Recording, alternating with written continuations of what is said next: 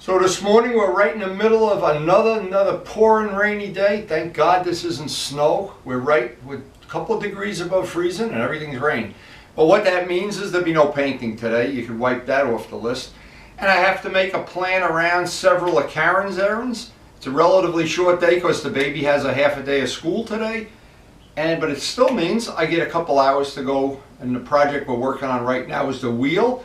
So my goal would be to try to finish the buffing on that wheel, assuming the sun isn't going to come out for the next year or 6 months or something. I don't know, I feel like I live in Sweden or something here. But anyway, it does warm my heart. You know how some people have to have sunshine in the morning and sun coming through the windows? I have to come into the garage. This is my sunshine right here. My sunny day bars. There used to be a bar that the baby ate when he was a baby. They were called sunny day bars. So every time I look at these sunny motorcycles here and flip battery charges. Anyway, it's a good day. I got to make up a plan using leapfrogging to try to make good use of the day. But I've got a lot of other things to work around today. And this is basically what I have to do every morning. Flip over the battery, drop the battery tender wire. Keep these babies ready for that day. There's going to be a magic day very soon. I keep saying that, but it's not true. When we wake up in the morning and the sun will be out. It won't be raining. It won't be snowing. And the greatest thing is all the bikes will be ready to ride. Maybe even the one we're working on now. And every morning it just gets to be, it's a little bit of a challenge sometimes figuring out what I want to do. But I do want to finish that wheel. And actually, I'm really excited. I get one wheel done today. It could happen. You never know. Every day I try to plan out the day just a little bit different. I don't like days all being the same. As everybody that ever watched my videos knows, I hate Groundhog Day. Groundhog Days are for groundhogs. I need a day with some excitement, and I think I'm going to have it. I'm going to go feed my birds and have coffee. This is kind of the story of this whole last month. It did a lot of rain. Wow, I just think, boy, if this was all snow, would we be in trouble? Even on a rainy day, a crappy day, a snowy day, a riding day, coffee still tastes great. And of course, one of the most enjoyable things I do every morning, I try not to brag about this, but I love to oogle the bikes. I know that's a little, but anyway, I come down and oogle my project. Check it out. I see that half of the wheel was buffed yesterday, and it looks just perfect. Just couldn't be better. That'd be a couple, maybe 3 or 4 hours of buffing and sanding, pretty much what we had to do yesterday. I've got to fold in a couple errands from Karen, and she has things to do. And the rest of the day, I can do what I want. I can go and watch the raindrops fall. But I'm really looking forward to working on this. Because once I get I need to have one wheel buffed and done, put the tire on, and then in the case of this, I can assemble it, put the discs and everything on. And then what'll happen is, instead of taking parts off the bike, I'll be putting parts back on the bike. We'll start that peak of the mountain, will be when we paint the gas tank, and then from that point on, it'll be sub-assemblies and putting the bike back together. But we still have, the reason I'm not in any rush, we still have probably a month and a half, 2 months of absolutely crappy weather. And up to this part, all of the parts that'll make back the assembly of the bike back, instead of putting greasy, dirty parts that not a lot of fun to put back together, we're going to be having, it'll be like better than putting a new motorcycle together from parts. And even the little things like the new dashboard and all these little parts that we made, the carbon fiber parts, the discs are all cleaned up. We have an optional windshield now. We can have a high one and a low one. Every part of this is going to be fun to do. Some new carbon fiber parts that have never even been on the bike. I am really, really looking forward to this. And the reason I say that is because a lot of people, I went on and on yesterday, on yesterday's video, about young people and that they, and it's not like it's a put down or anything, but they are used to having these one-day push-button rewards coming out of the Pez machine. Well, a project like this is not a one-day job. You've got to make the commitment, and you've got to follow through. And I think we're doing a good job of doing that so far. So the coffee's kicked in, the birds are fed. Karen's happy. She's making up a list of chores for the day. and I'm going to get started on sanding and buffing this wheel out. Maybe even getting it finished today if it's our lucky day. So just like doing the first half of the wheel, we're going to start by using 2000 grit INDASA sandpaper and a little bucket of soapy water and an awful lot of elbow grease. Now it's always easy if you have a big, giant, long, tedious job. Try to break it up into little pieces, which I try to do. In fact, yesterday just worked out to my advantage because my arm was really tired at the end of about basically 4 hours of buffing. This is, well, you know, I'm not Sylvester Stallone, that's for sure. I don't think Sylvester Stallone is even Sylvester Stallone anymore. We used to use Schwarzenegger, but he's gone. He's turned into a Grandpa Windy again. Anyway, the whole idea of this is not to make light of the fact that this is a very long, tedious job. We try to always do the first part of it in real time. Real time being that there are no camera cuts. The rest of it's pretty redundant. In fact, to keep this video from becoming too boring, we try to break it up a little bit. And we do have errands to do today, and we do have, the main thing is we got to oogle those bikes from time to time, just to remind us why we do this. Oogle those parts. I don't know why I like to do that, but I do. Okay, so there's our first section. We're going to break it down into segments. The spokes, this side of the hub. Let me, is this going to move? It's going to move. So let me get the camera. So we don't have a camera cut here. That's the only purpose. Okay, one that's not sanded. And without making it too redundant or too long, basically, I've got to just start doing one segment after another. And eventually I want the whole wheel to be buffed, polished. But before I can do any buffing, I need this whole side to be sanded flat. And once it's all sanded flat, it shows that will buff out a whole lot. Well, it's not like it'll buff out a lot easier or quicker. It'll just be a lot nicer because the part that you see, if you just were to buff this, it's going to be ripply. There's going to be, you're buffing out the orange peel. When you flat sand it with 1200, then you're buffing out, it's more like a mirror. It's hard to explain until you've done a lot of painting. You can put them side by side and see the difference. And I don't know how to explain the difference to people who really, they just look at something from 10 feet away and they say, yeah, that's good enough, you know. But I never look at anything and say it's good enough. I'm always trying some way to try to make it nicer. Now, it's a unique motorcycle. That's one thing about this project. If we were doing a Hayabusa or an R1 or something, there's a million people have turned those into really custom bikes, and a lot of them are really cool, and some just don't, well, they're people have different tastes than what I have. But this project is very unique. I don't think I've ever seen one of these turned into a custom bike.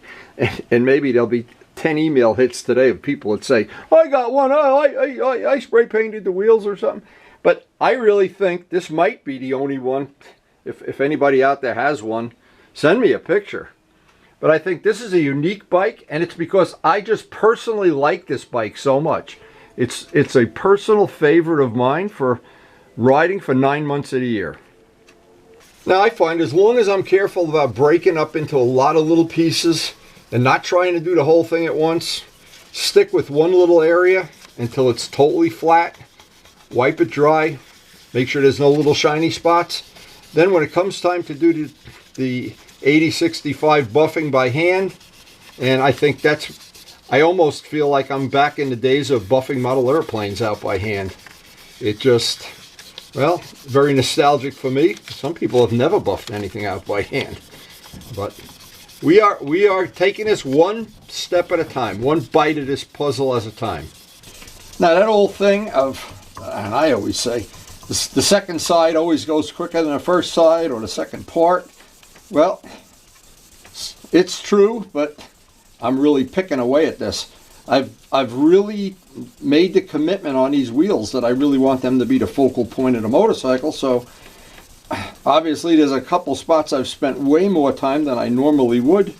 But the problem with a wheel too is you see the whole thing.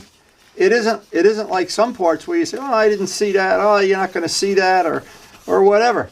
A wheel, you see almost the whole thing, except for the little part that's by the fender or whatever. But the one thing about doing a wheel, when you're done, all through doing a wheel, you're wondering, is this going to be worth it? Is this going to be worth it? You know, and I was just thinking, you know, we had a Super Bowl party here. We watched a Super Bowl. And I wonder these guys that play football and struggle all year long and knock themselves silly to be a better football player. I wonder if in the end, when they're celebrating that Super Bowl win, I wonder if they say, that was worth, or when they go for their contract and get 22 more million. I don't have to worry about going for my contract. My contract is signed for life with Karen. So Karen gives me incremental raises whenever she thinks I'm doing a good job and eating my vegetables like a good boy. Speaking of that, I'm just waiting for her to tell me. We've got a lot of stuff to do today. But I always seem to be able to coordinate around her needs and my needs. And at the end of the day, it always seems like, and I'm always amazed sometimes when I look back at the video, I say, wow, we got a lot done today. And one of my golden rules was, always in modeling even, is the more time you spend wet sanding, you spend an hour wet sanding and you save 2 hours of buffing. If you just don't do enough wet sanding and it's not perfectly flat, you're buffing and buffing it forever. And that's why I always show, every video I try to show, at least one spot in real time, and when we get to do the buffing, one spot in real time. Now I still have the detail all up in here, and I realized I thought, see, I got the hoop done now, and I've got to start on this side of the spokes. But I realized I almost forgot to do this. That would have been a fate worse than death. Okay, we have that whole one side sanded, and it's ready for buffing next.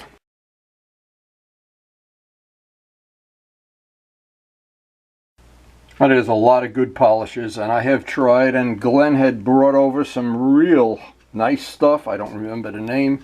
It's on one of the previous videos though. But as I've gone through all different brands of polishing compound, this is the one I kind of like the best. And one of the good things is it polishes when you have to buff something by hand, and especially if you have a touch-up to do, buffing something by hand, this product really works great, and it works great with a buffing wheel.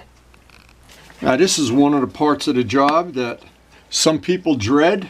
It's kind of the part of the job I look forward to a little bit, because you see instant results. This is almost like playing a video game, almost like being young again, that you do some work, and we'll do this one little spot here. I'll do this in real time, not to bore you to death, because I know you're sitting there having a cup of coffee or whatever you're doing, and who knows, feeding the birds, feeding Luciano. Anyway, I know Karen's getting ready to go out on another vegetable run here, so she is keeping me alive, and I always try to plug this idea. As I'm eating more and more vegetables, I have more and more energy. I just don't know why. And I really have to recommend, if you're getting old and getting feeble like I am, that eat more vegetables. Okay, so the purpose of doing this in real time is to give somebody an idea. If you're buffing out paint, whether it's a model airplane or a car, or even on an automobile, there's places you just can't get a buffing wheel conveniently, or you don't want to run the risk that you're going to catch the buffer at some edge and burn the paint. You almost have no chance of doing that, very small chance, when you do it by hand. So let me see if I lied or whatever here. There you go. And I wanted to, let me just take the camera off the tripod, show this in real life.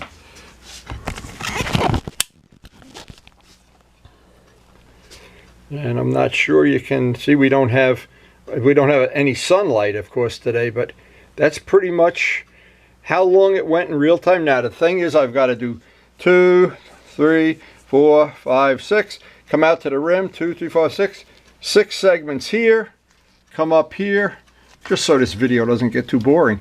But just dividing this up into pieces, do one piece at a time. And if you do what I just did there about roughly 2 million times, the wheel is done. Now we caught a little bit of a break here because Karen is ready to go on a vegetable run, and my arm is getting so tired here. Oh man, I'm telling you. I look back at the days when I used to be able to do this for such 8 hours, 7 hours. Oh, it sucks getting old. Don't tell anybody. Tell them it's great. Tell them it's wonderful. But don't tell them about the aches and pains.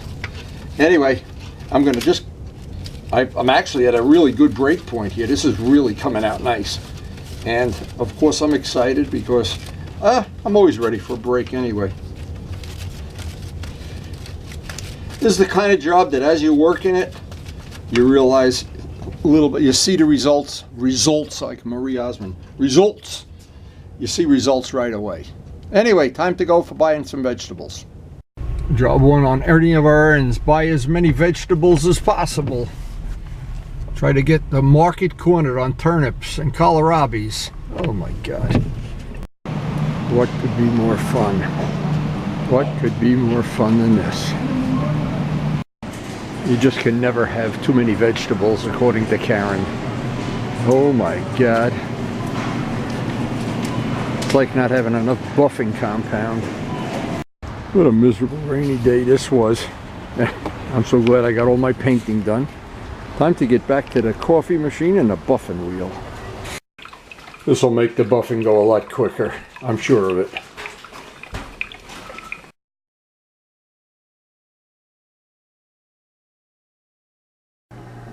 So what a great way to sit and have your coffee, a nice coffee cup. Get your feet up on a lazy boy and check out the ride we had last week on a GS. Live it over and over again. Oh, not a leaf on the trees. Not a leaf. Unbelievable day. That really was a special day, right in the middle of 15 days in a row of bad weather. Even the birds agree. You're lazy, you're watching TV too much, you're not eating enough vegetables, and not feeding the birds enough seeds. You bounce down there and get that wheel buffed out. Now before I get back to buffing this out, I thought I'd share, I always try to share useful information even if it's not related to the part we're doing. A lot of people don't know about this. This is called biofreeze. Now in my case, I've had muscle aches from my whole life because I'm always overdoing it. And what I found, it used to be Bengay years ago and Salon Pause and Australian Dream, but this is the best stuff I've ever found. It's called biofreeze.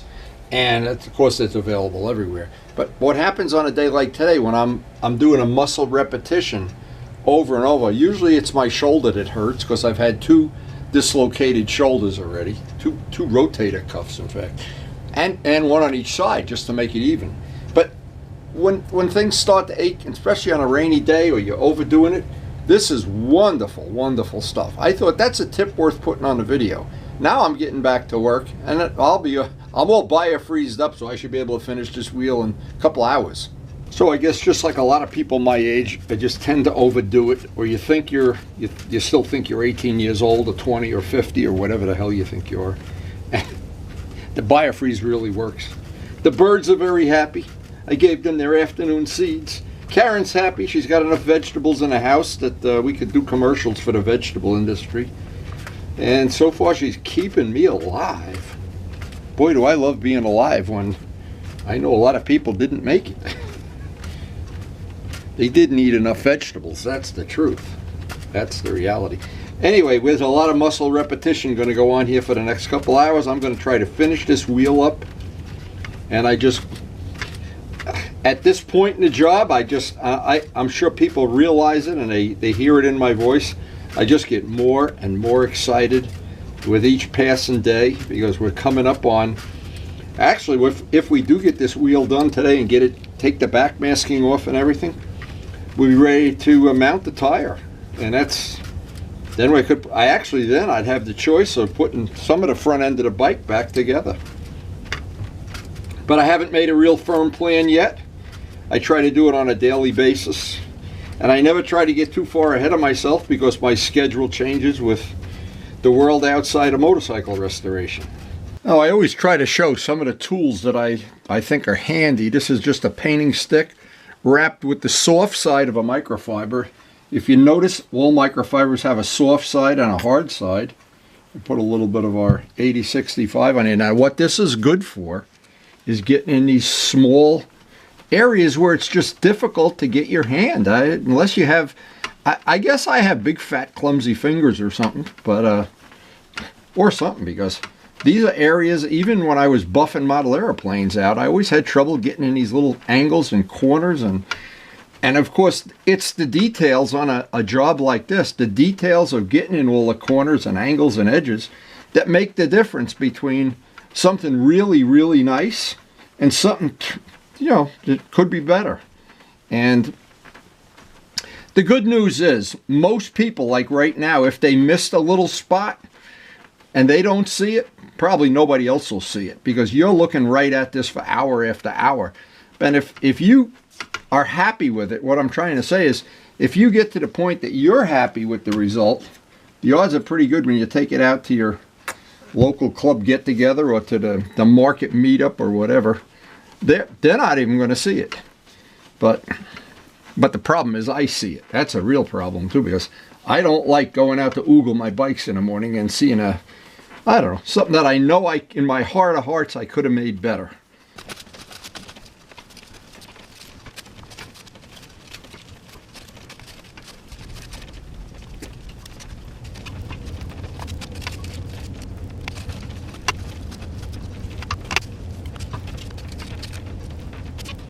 And the last part of the polish will be to get a nice coat of flitz on everything. That should give it a good amount of protection.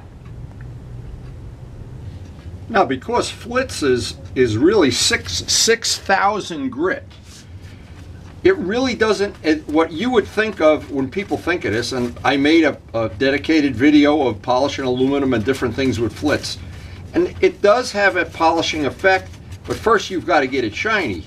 Because 6,000 grit is, you know, think of it, we've just sanded this with 2,000 grit. So, but what this does, and I know I have proven to myself that this pays, especially on a motorcycle you're going to ride in inclement weather. This adds a level of protection. It adds a little bit of a shine, but that's not the real reason. The real reason for putting this on would be that it seals it up and it's got some protection. And I know the reality of this is we ride these bikes, and we ride them. These are not show bikes. They go into some silly show on a trailer. We're out there with the guys, and if it rains, they still want to get a ride in. And if it's crappy out, and half the time you meet at Choppers and it's cloudy and it looks like it's going to be terrible out, but I always think the flitz is working for me.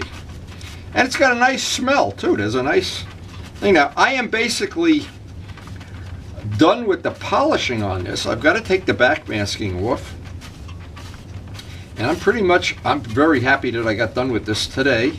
I'll get the rest of the flitz on this off camera, but the flitz is a giant part of keeping this nice. Once you get it nice, you want to keep it nice. I just wanted to look at this from a lot of different angles. No matter how I look at this, that is going to be fun to oogle. Yeah, that's it. Well, the next step is I'm going to get the back masking off, and this wheel pretty much is ready for assembly now. Always it's like in construction, putting in the switch plate covers. You get all the hard work done, and the last thing is to put the switch plate covers in, or the molding on the rug job. Anyway, once this is off, oh man, it's time to oogle. And to the people that do enjoy this kind of work and do enjoy the restorations of stuff, I think you'll know how I feel right now.